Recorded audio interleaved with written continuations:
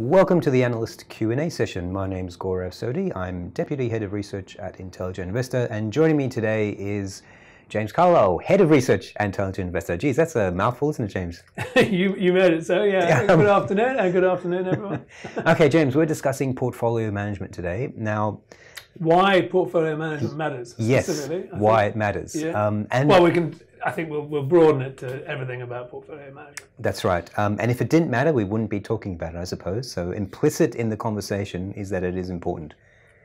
I've learned that in my investing career. When I first started investing, I thought it was just a matter of finding cheap stocks, and that was the end of it. And as I've matured as an investor, if not as a person, I've learned that investing successfully is not just about buying, it's also about holding and selling. It's as you get more money, I think, that portfolio management matters a bit. When you're a youngster and you're investing small amounts compared to your earning capacity, it doesn't matter so much. You can lose money and it doesn't matter so much. But when you've got a larger portfolio and you're perhaps relying on it for income, then it becomes paramount. Absolutely. Well, it's a good point. There are really there are two uses of portfolio management. One is as a risk management tool, so to limit your downside and control risk. But I also find it really useful as a way of juicing up returns and maybe getting access to ideas I may not otherwise have, and in particular, generating better returns with different portfolio weightings. I think those are sort of discussions I wanted to touch on today. First of all, let's start off with how many stocks one should own, because that's probably the thing that people are thinking about the most. Is two enough?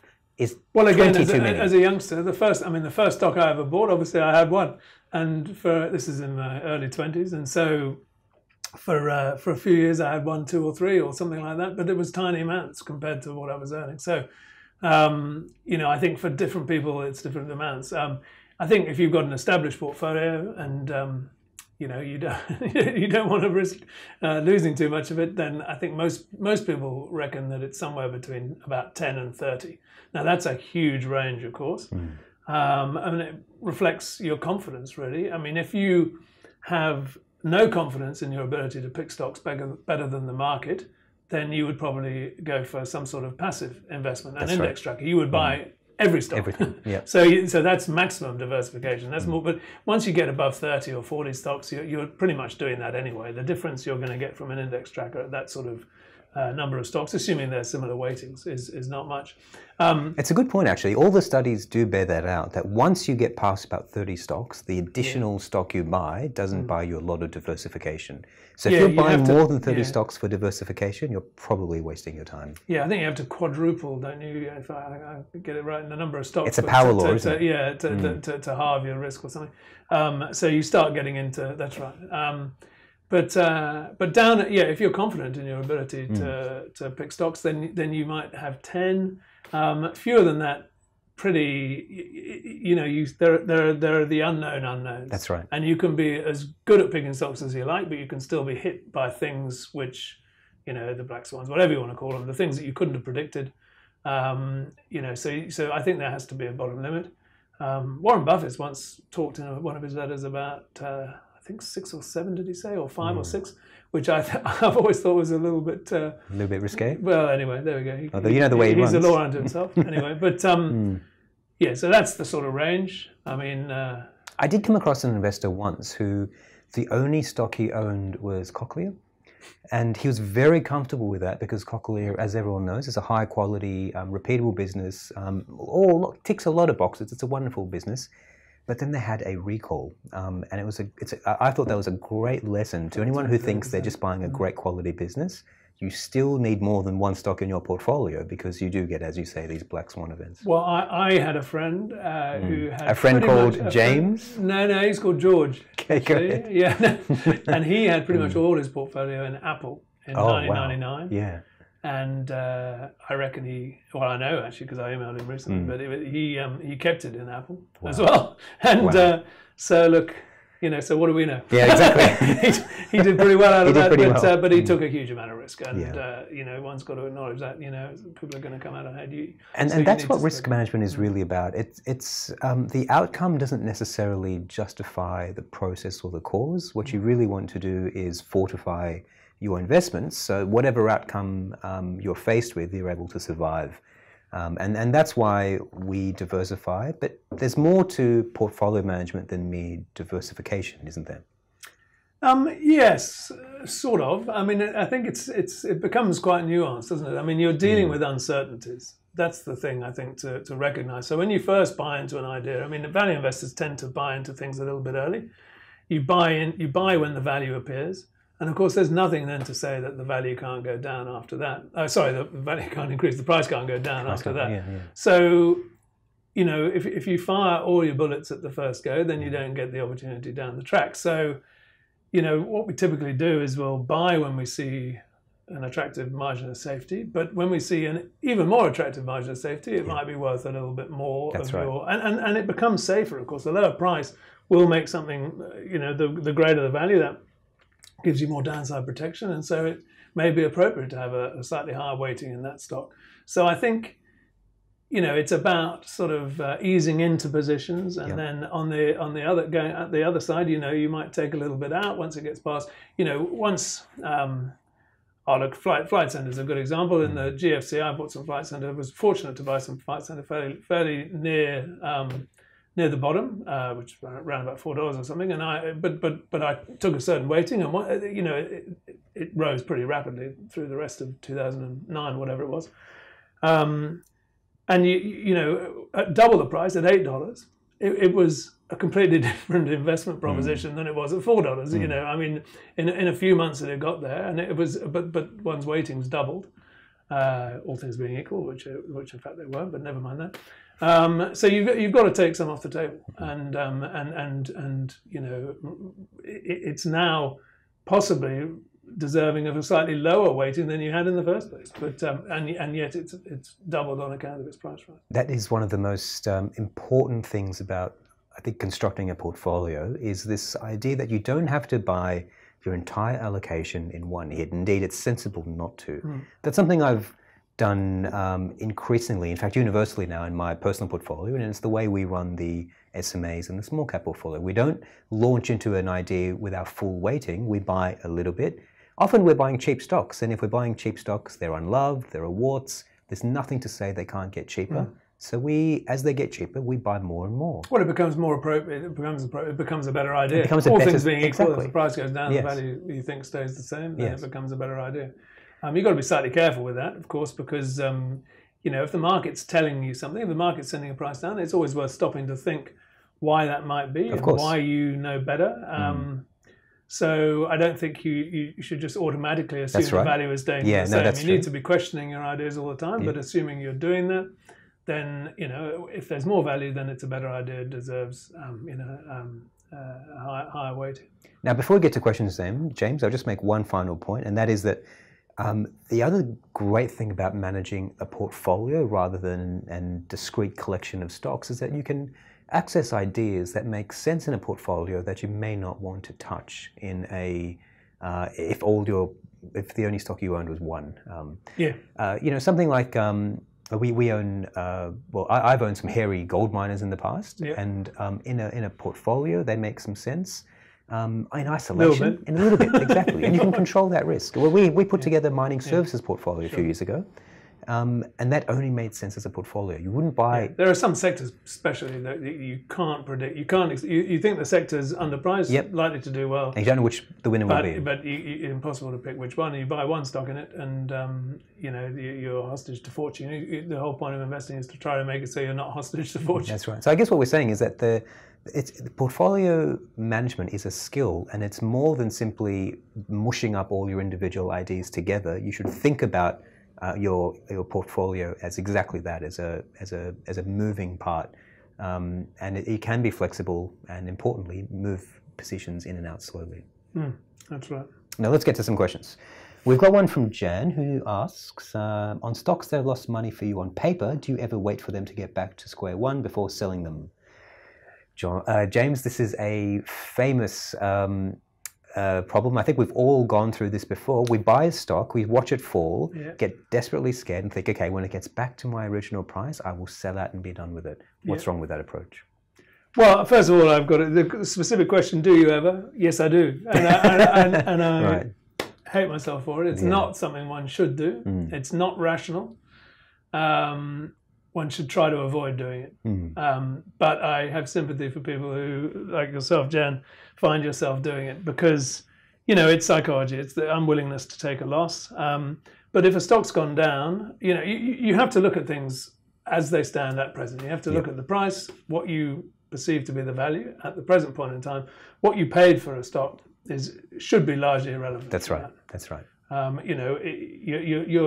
portfolio of stocks is a sort of John Addis in his article the other day likened it to his portfolio of marbles, didn't he? You buy a better marble and you sell an old one. You want to have your best possible marbles in there at any one time. It doesn't really matter what you paid for a marble a few weeks ago. What matters is what you think it's worth relative to the other ones you can buy.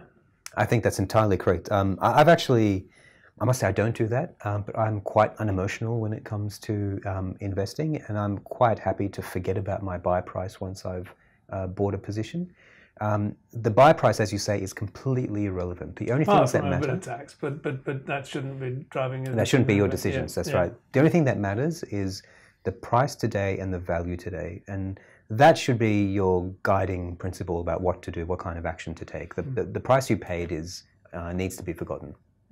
Now we should go because you grabbed one from the middle there. We've got a couple from Joy and Graham who you've. Oh, you know what? Because my you've computer. Got too small a screen. I got maybe that, and I think my Joy says, "What would you suggest as your best tip or tool for quickly eyeballing the progress of a portfolio on a regular basis, i.e., daily or weekly, to ensure that there are no surprises, good or bad, ahead?"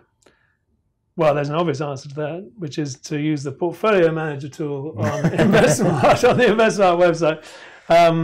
So that's what I have to say. But I mean, there are heaps of portfolio management tools. I'm not sure if this is really answering the question, but that's the best you can do. I would say you want to have some sort of tool that tells you the weightings that you've got in different positions, because that's how you manage it. That's right. And that's it. A lot of brokers provide their own portfolio management software. I think you're right. I would look at it not as a dollar number, but as a weighting. I find that's always much more helpful, and that tells you a lot more about your risk and exposure than a dollar amount does.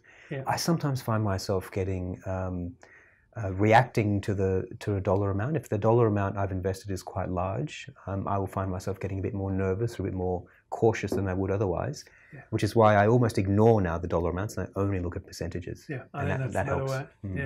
way. Okay, Graham, have you got Graham's there? I've got Graham, I found him, yes. How much is too much exposure to a specific sector? Say, for example, you are seeing plenty of value in one sector and have multiple opportunities. Is 30% or 40% okay? So this is a tricky question, actually, because in every investment decision you have to weigh off risk and reward, and that's a tough trade-off to make. Banks are a good example here, James. We've often said to have no more than 10% of your portfolio. Well, we said 20, and then 10% for more conservative investors. But their weighting in the index is 25%. So it's we're always advocating being underweight because we feel that they're slightly overweight as a portion of the market. Sorry, I barged in. No, that's entirely the point I was trying to get at. So that's great. I mean, look, it depends on the sector, doesn't it? You wouldn't have 30 or 40% in dodgy mining services. Yeah, mining services. Yes. But in banks, look, there are plenty of funds on the market that have 30 or 40% in banks, because that's they have to be, because there are people like us who are underweight. So by definition there have to be people up there. But theoretically, diversification, you want to be trying to match the sort of your future expenditure, I suppose. You want to be hedging against, you don't want to be out of a sector in case, if you were out of oil completely, for example, and the oil price suddenly shot through the roof, then you might be in a position, where you can't afford oil. Hopefully, if you've got some exposure to an oil producer, you own a bit of oil production yourself, and you'll be able to, afford to drive your car or whatever it is. So if a sector is sort of represents 30 or 40% of the productive economy and what you're likely to spend your money on, then you could see see a case for it. But I think even with banks, that's not the case. I mean, I don't know the detail, but certainly it's getting a bit high, I would say. I would weigh it up with two things: A, your conviction about the idea, and B, the potential downside. We've always been advocates of looking at the risk before you look at the payoff, and the shorthand for that is look down before you look up. So something like mining services, where the risk is large and you can see those stocks going to zero very easily, I'd say 30 to 40 is too much. What did we say? I think for mining services, we only had 5% 5% between 4 or 5 stocks. That's right. So, But so at one end you're looking at that. I mean, we were essentially treating the whole of the mining services portfolio as one stock, correct, and then spreading it around between different chips. Banks are unique because all the risks are correlated. I would argue something like healthcare and they're or mostly IT. Australian as well. That's right, and they're all Australian. Yes, something like healthcare or IT. It's not really a sector where the risks are correlated as much. Yeah, you can have a drug producer. You can have someone making masks for sleep apnea. That's right. You can have a private hospital. You can have hospital. So there's I suppose the risk there would be healthcare budgets and the government suddenly deciding it didn't want to spend money on healthcare, which is something what's happening. something what's happening in the US. Yes, that's right. Yeah. But I mean, there's always risks to sectors, but some sectors are that much broader. I mean, there's also classifieds. Classifieds in our portfolios make up a fairly large chunk. Yeah, it's a good point. It's a big chunk. I wrote about that in the latest portfolio update, actually. They're about 15% of those portfolios. But we're comfortable with that. I mean, they're fairly diverse because they're in cars, jobs, property, and they're also in New Zealand and Australia.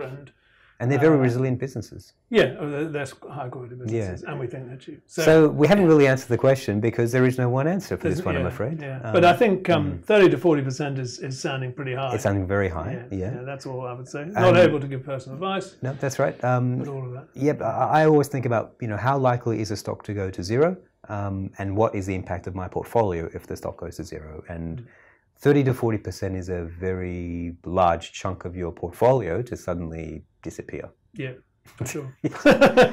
All right. Do you want to do the next one, James?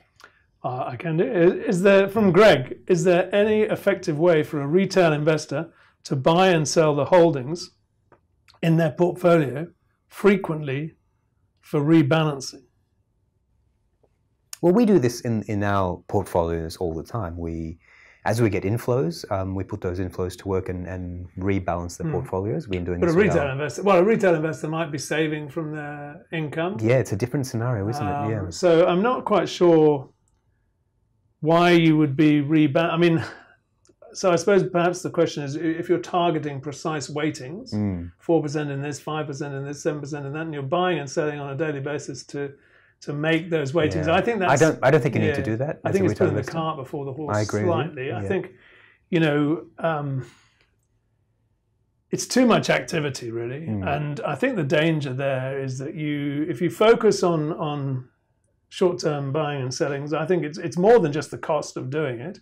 It actually draws your attention towards the short term, and you start thinking about factors which are going to, if you're thinking of selling a stock next week, then you start thinking about factors which are going to drive whether it goes up next week or not. And I think that's the wrong way of looking at it. I think... I mean, we do that in our portfolios because we have inflows, and those inflows need to be invested, so we're constantly... buying and tweaking. That's right. But that's essentially investing new money. That's investing new money, correct? And I think that's a different position. I mean, a retail investor might be saving from their salary, but in which case you let it build up. Yes, I would have thought so. Into in a cash account, and then when you've got a few thousand, you can use it to add to a position. I mean, I think I use E-Trade, and the way their charges work, you actually need 25,000 or something for the cost. So below 25,000, the percentage cost goes up because there's a sort of the fixed fee works out at that level. So I'm not sure that helps particularly, but I mean those are large chunks. But I mean I would be tending not to invest, sums smaller than 5 or 10,000. I mean that's getting the costs start to eat into that quite a lot. And I think what you don't want to be doing is say you've bought a BHP and you wanted a 6% allocation and it goes up and you find yourself with a 7%.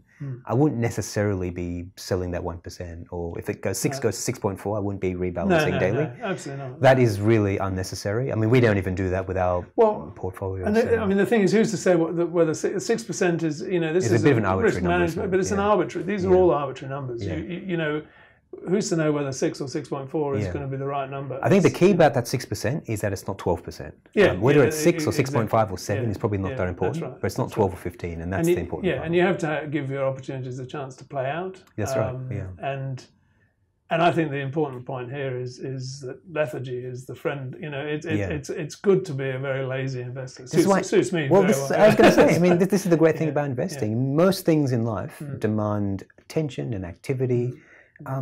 You do perfectly well with investing by doing very little. Almost the less the better in terms of the buying and selling. I mean, rather than putting energy into that, it's better to put energy into research. So that when you do make a few decisions, that you make good ones. Good ones, yeah. So I suppose the answer there is don't do too much. Yeah. And there's no need for daily or weekly rebalancing. No. Okay, we've got one. You're done, Jan? Then Jemima. Yeah. Okay. How much of your portfolio should be in high-risk investments that have the prospect of higher returns? See, I find this quite interesting. This idea that high risk equals high returns is it's talk to Howard Marks, I think. Yes, well, that's right. It's always seductive, and it is correct theoretically, but I don't think you can go out and get higher returns simply by taking on more risk. That's precisely the point. Yeah. So, James, how would you go about juicing up the returns? Say you had a high risk appetite and you wanted to seek higher returns. For me, the trick to that is probably have fewer stocks in your portfolio, larger weightings, more conviction, and cheaper prices. Well, I think it's not necessarily about finding the riskier. So I think high risk investments is wrong. The prospect of higher returns come from stocks with greater margin of safety, with more value. So the more undervalued stocks have the higher returns. Now, finance theory suggests that higher risk stocks should have built in a greater potential return, but we're talking about a percent or two here. Higher risk stocks have a percent or two higher expected return.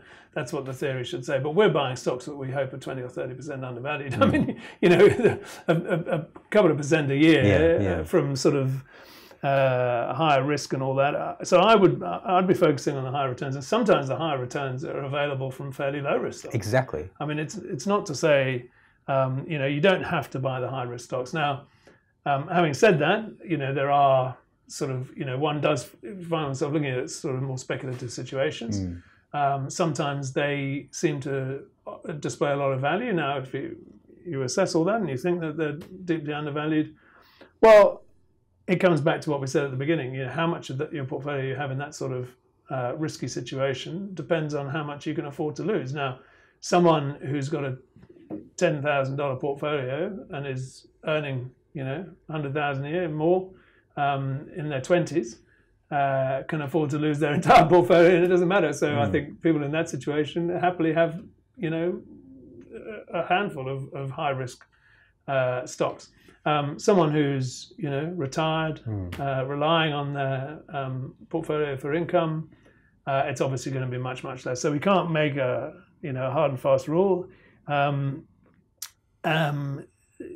It's almost impossible to say. I mean, depends how much you're happy with the income you're making at the moment. If you're 80 and you're taking the income and you have no great need for more income, why would you take the risk? But I think it's important to realize that taking on more risk does not guarantee returns. That's crucial. So one of the questions we get all the time is, there's a little gold explorer or a mining business that's looking for this or that metal, or should I buy a lithium business?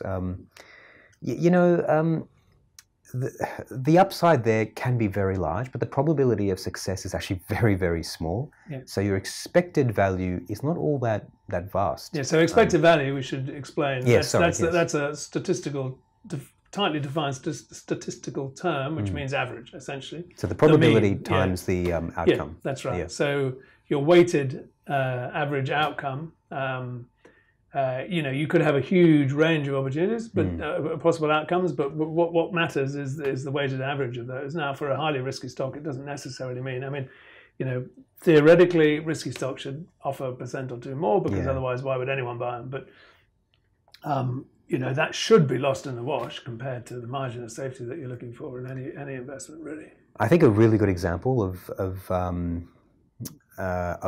great returns without too much risk is something like Flight Centre. It's a big business with an established franchise. It had plenty of cash on balance sheet, proven management, and we bought that at a really cheap price, and it very quickly rebounded and has done really well. I don't think I don't think we took on a huge deal of risk with that investment. It wasn't a binary outcome. Not as much as you take on with your mining services.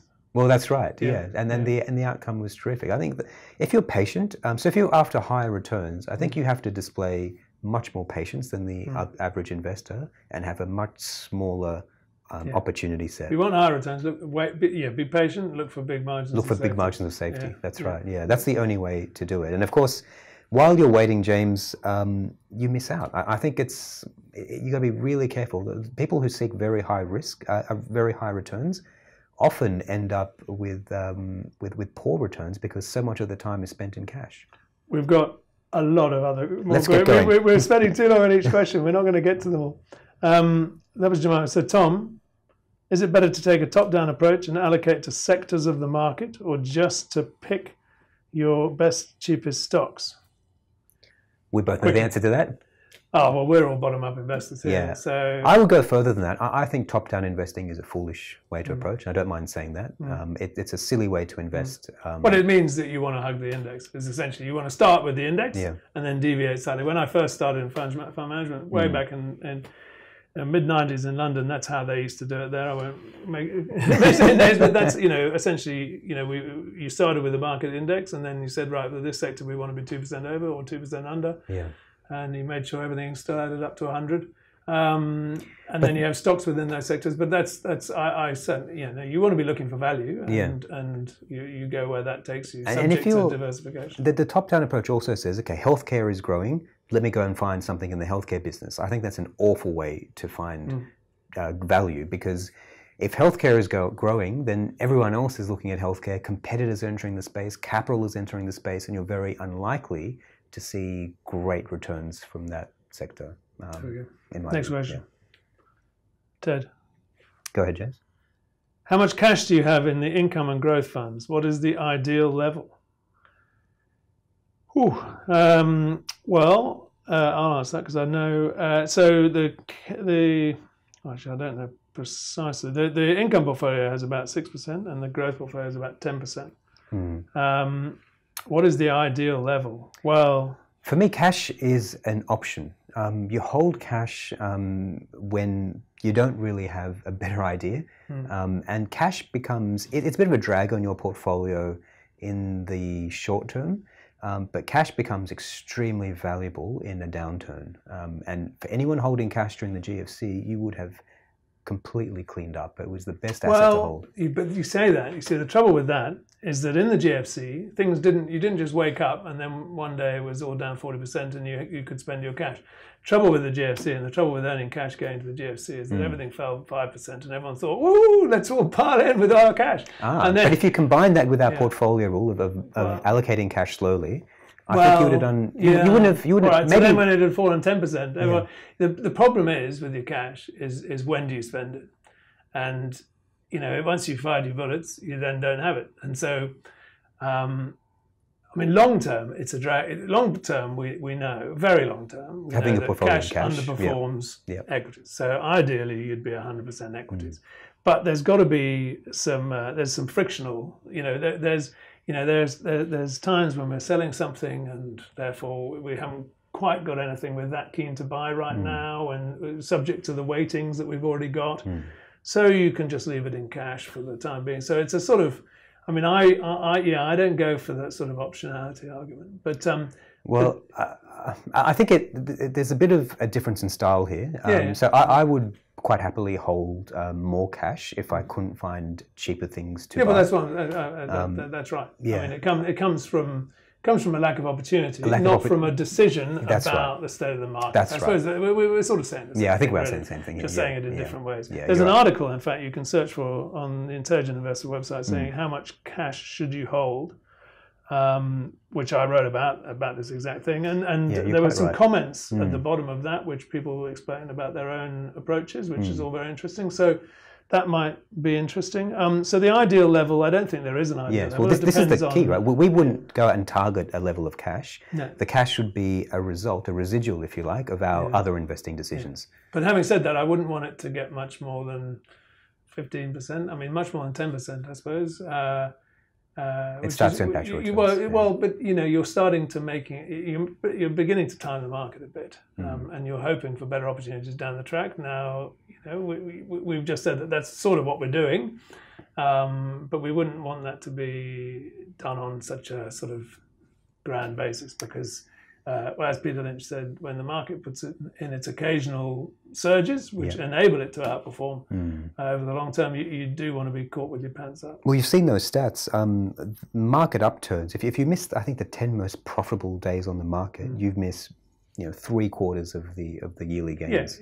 So it's being caught out is a dangerous thing. We should quickly say that we've got a large cash position in the small cap portfolio, but that is not targeted. That is a result of it being a relatively new portfolio, and we're still putting that cash to work. Yeah, so money's flowing. Yeah, that's right. Okay, which one do you have, James? I've got Gus. Cryptocurrencies. I'm just seeing. All right, let's do that one. What about cryptocurrencies? Should we sell Telstra in the current loss situation? Now, I think they're two different questions, I'm guessing there. Cryptocurrencies, I'm with Jamie Dimon, the boss of JP Morgan, who says they're a huge bubble, crazy. I can't see the value in gold. Now, if I can't see the value in gold, how can I see the value in Bitcoin? So, fair enough. I see the value in gold. I don't know how to value gold, but I see the value in it. I just don't know about cryptocurrencies. If I would not be allocating my money to cryptocurrencies. That's just a crazy speculation. And should you be selling Telstra? We have a hold on Telstra, but we have said before that for a lot of investors, Telstra should be a sell. We're pretty close to the sell price. We're pretty well. It's fallen so much now. So it's a hold at the moment because it has fallen so much. But we're not terribly enthused by it. We have better ideas in the telecom sector, namely TPG and Amaysim. Which I'd much rather hold than hold Telstra. Yeah, for sure. Okay, hang on. There's one here from Gus. All my friends I speak to about the SMSFs are obsessed with dividends. Yeah, I hear you, Gus. I've been following you guys for a while, and you try and focus on total return. How do I convince my mates who live off their income that they need to look at growth too? Well, if they don't look at growth, you can tell them that in 20 years' time, when the price of milk's quadrupled, they won't be able to afford it because their income hasn't gone up. So you need a growing income, at least that keeps track with inflation, and preferably that keeps track with the economic growth. So you can buy all the newest things, not just the pint of milk. Your newest things? Are you going to point to your new Apple Watch?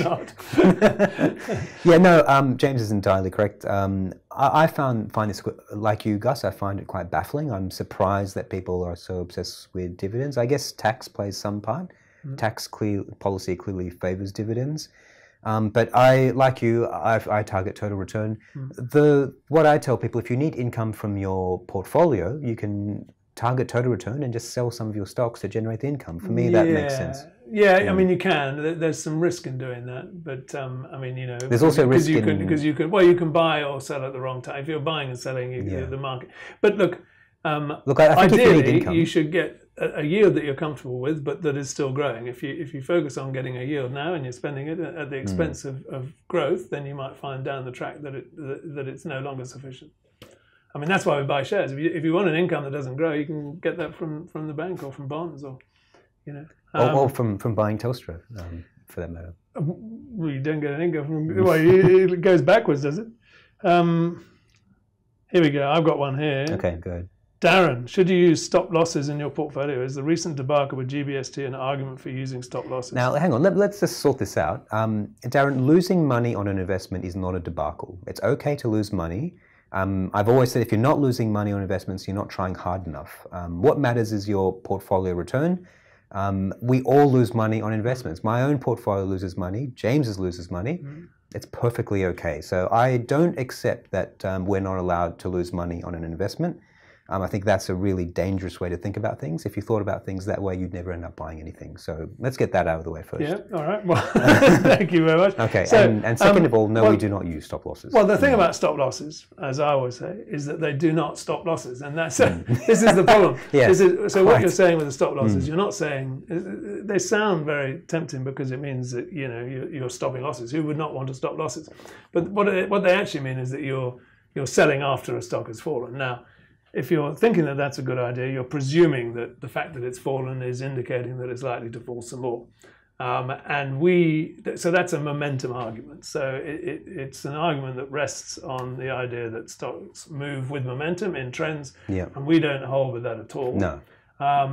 What it does mean, what I think is a good idea, is when something falls a lot, is to revisit your investment case and to think a lot about it, rethink. And in fact, after following GBST, we've actually started a process internally whereby when stocks fall a certain amount, we will actually bring them back to the peer group review. For a peer review, and we'll take another deeper look at it.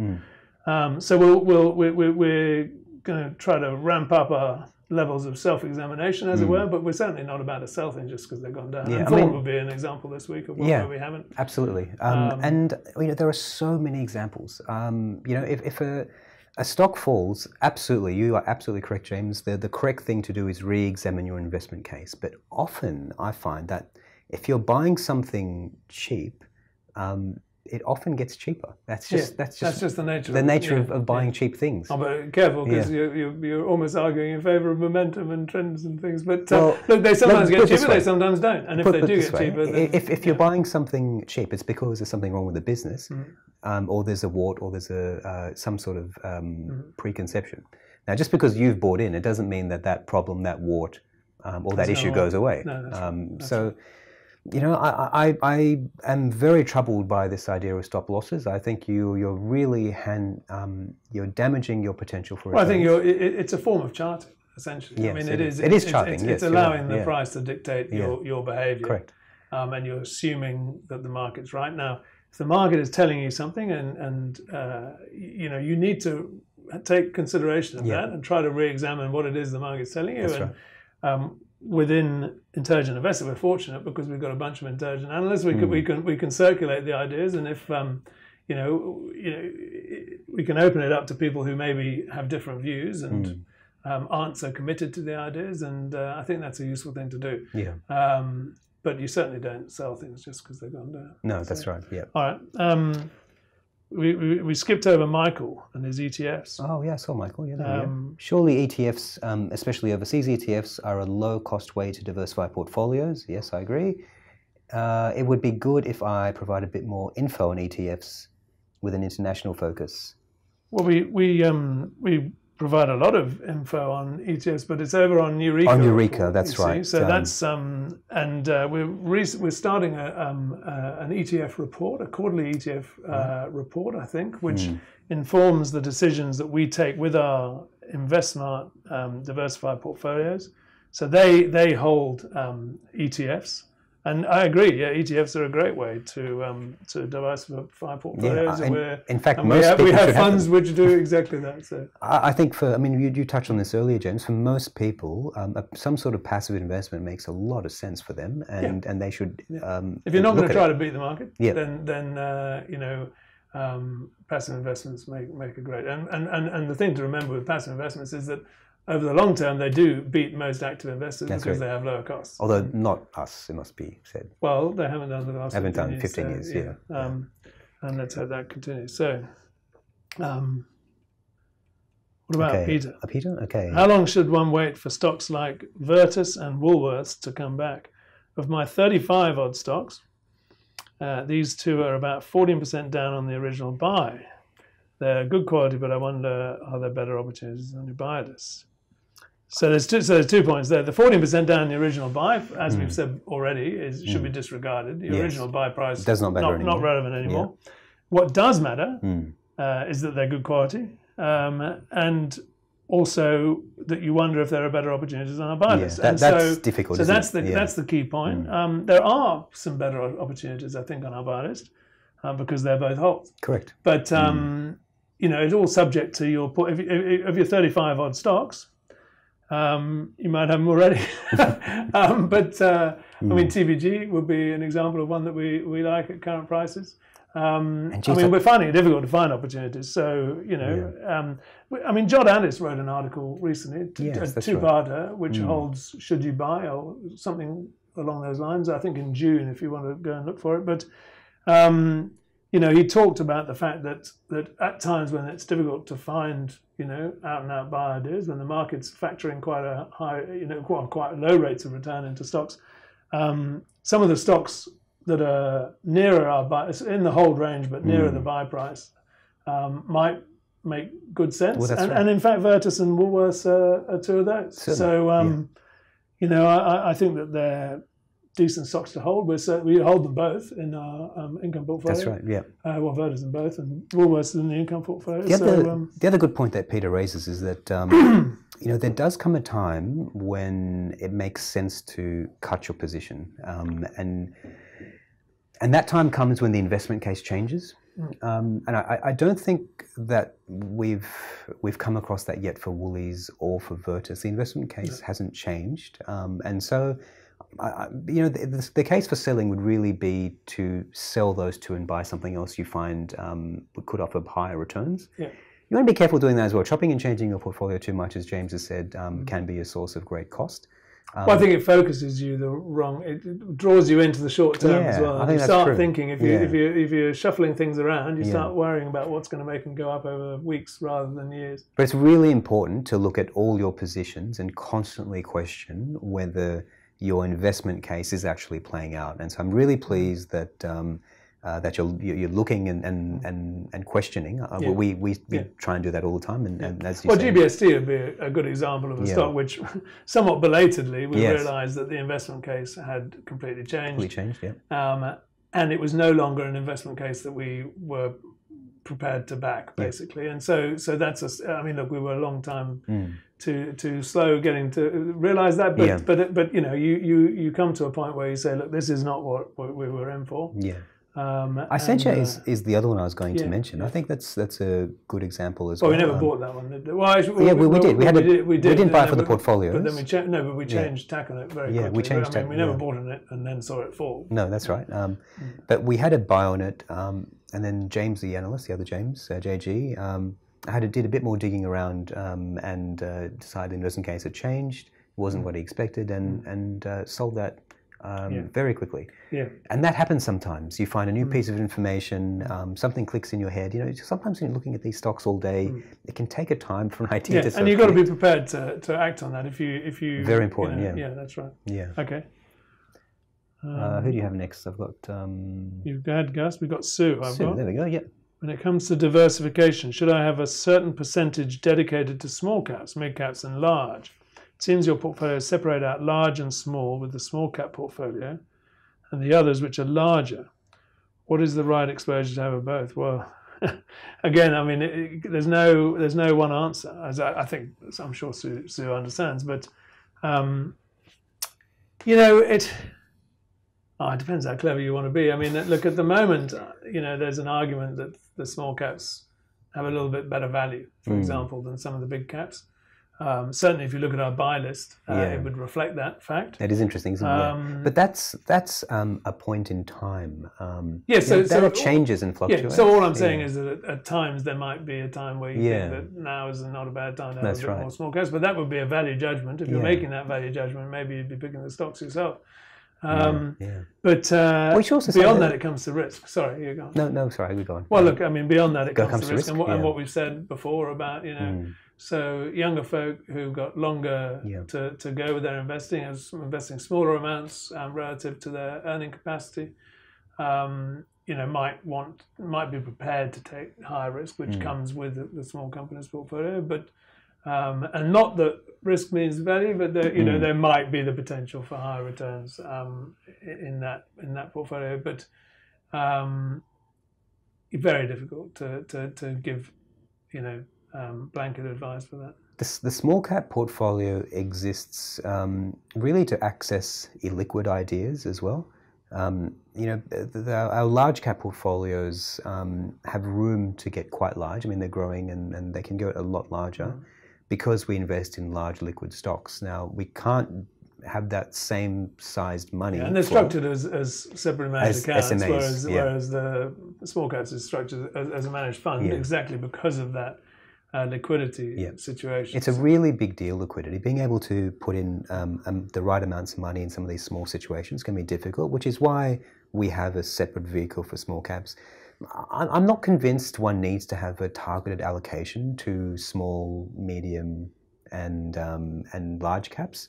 But I understand that the risk profile does change. I think small caps are riskier because the business models aren't established and tested. Often the internal processes aren't established and tested. I mean, we had, if CBA tomorrow announced that the CEO would change, I don't think that changes the value of the business. But if some small cap business, if RPM Global suddenly decided CEO was going to change, I think we'd have to go back and have a look at that business. Yeah. Because he's a big part of the investment case. Yeah, that's right. So smaller caps are riskier.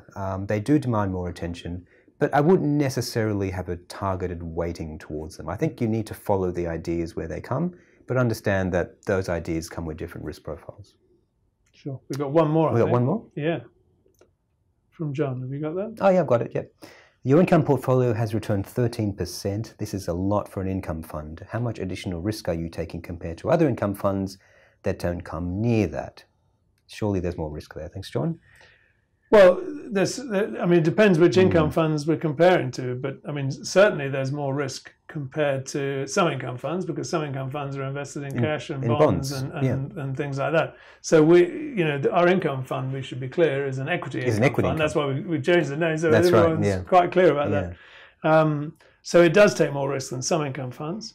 13% a year over 2.5 or 2 and a bit years.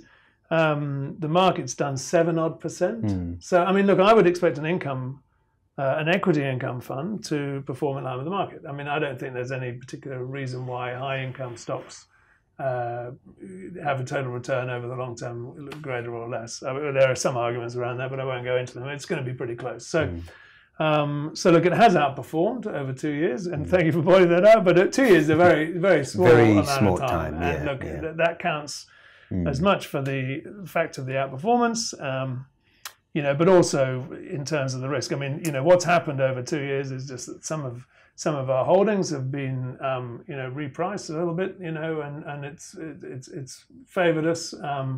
But it's a fairly, you get these swings. This is normal for any kind of equity fund, whether income or growth. Yeah, and I have to say, the equity income fund isn't structured to give you the maximum yield. We don't go out and chase yield.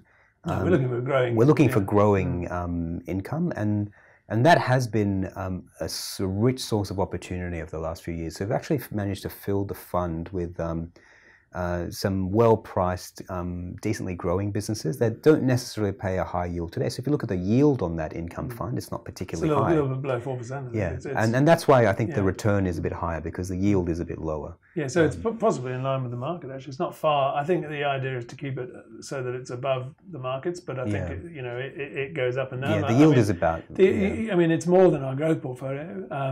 But look, if you get yourself into trouble, I think if you go chasing after yield at the expense of, we're looking for a yield that can hold its own and that will still be, that will grow in line with the economy.